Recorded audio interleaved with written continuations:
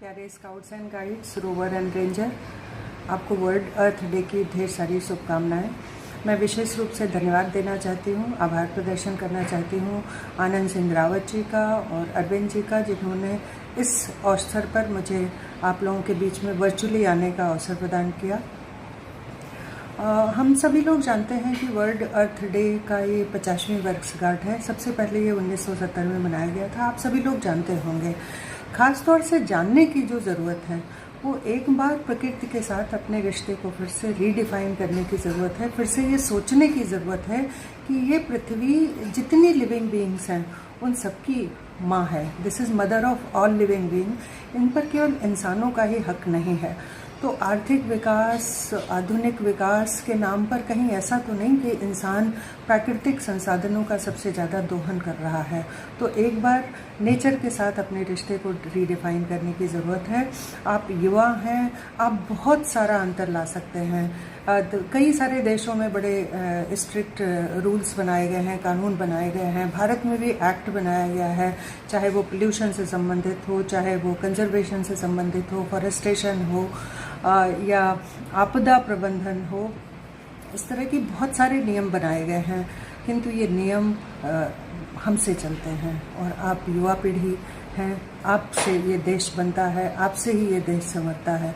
तो आप इस वर्ल्ड अर्थ डे पर कहीं ना कहीं आपको कुछ संकल्प करना है। एक ग्रीन वॉरियर की तरह आपको उभर कर आना है।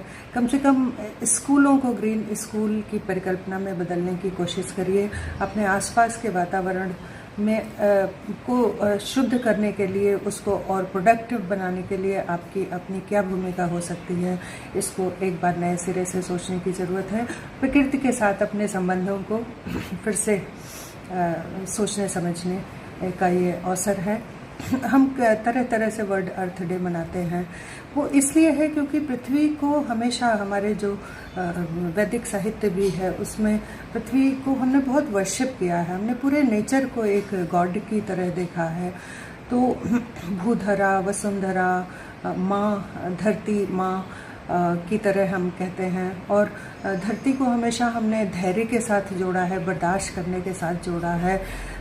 पर ये कहीं ना कहीं ये समझने की बात है कि हर बर्दाश्त का एक अंत होता है। तो ऐसा समय जब हम 50वीं वर्षगांठ वर्ल्ड अर्थ डे का अपने घर के बाहर निकल कर भी नहीं मना सकते हैं, क्योंकि पूरा विश्व एक महामारी के साथ जूझ रहा है और कहीं ना कहीं वो भी प्रकृति के दोहन से ही जुड़ा हुआ है।